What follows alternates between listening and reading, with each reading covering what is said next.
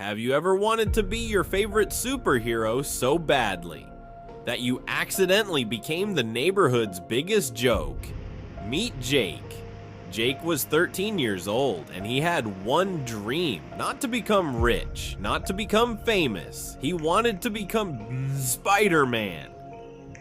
Every morning, he stood in front of his mirror wearing red pajamas with a spider drawn using a black marker. He whispered, "With great power comes great breakfast." His mom would walk in and say, "Jake, if you don't eat your cereal in the next 30 seconds, the only power you'll have is being grounded." One day, Jake watched a video that claimed real spiders can give you spider powers. Instead of saying, "That's fake," Jake shouted, "This is my destiny." He spent 3 hours searching for a spider. When he finally found one, it was tiny, smaller than a raisin. Jake carefully picked it up. "Go ahead, little hero, bite me." The spider looked at Jake, turned around, and walked away. Even the spider refused. Jake wasn't giving up. He gently pushed the spider toward his hand. The spider finally bit him. Jake screamed louder than a fire alarm. He waited. 1 minute, nothing. 10 minutes, nothing. An hour later, his hand was just itchy. Jake sighed. Maybe the powers take time. The next morning, he climbed onto the roof of his garage. He spread his arms. "I'm ready." He jumped. He didn't swing. He didn't fly.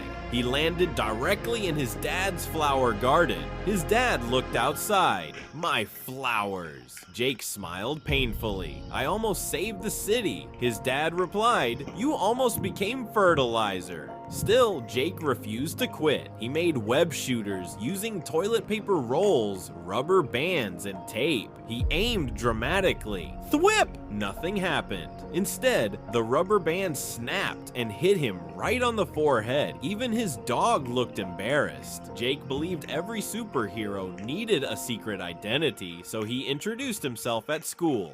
"My name is definitely not Jake." His teacher blinked. "The attendance sheet says Jake." Jake whispered, "My cover has been blown." Soon everyone in school started calling him Spider Boy, not because he had powers, because he once got scared by a butterfly. One afternoon, Jake heard someone yelling, "Help!" His superhero instincts activated. He ran as fast as he could. Finally, a real chance to save someone. He reached the scene. A little girl was crying because her balloon had floated into a tree. Jake smiled. "This is my moment." He climbed the tree confidently. Halfway up, he got stuck. Now, both Jake and the balloon needed rescuing. The fire department arrived. One firefighter asked, "So, who needs help?" The little girl pointed at Jake. "The fake Spider-Man." Everyone laughed. Jake laughed too. That night, he sat alone on the roof.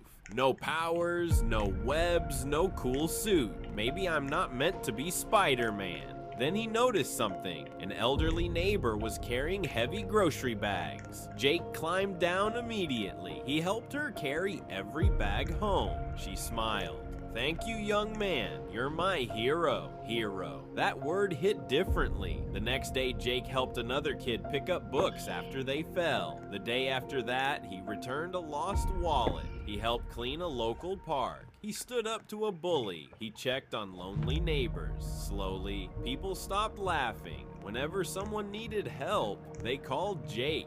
Not because he could swing between buildings, because he always showed up.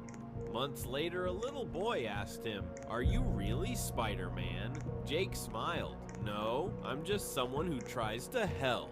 The little boy grinned. "That's even cooler." And maybe that's what being a real superhero was about all along. Not masks, not powers, not fancy gadgets, just choosing to help someone, even when nobody is watching. Because sometimes the strongest heroes are ordinary people.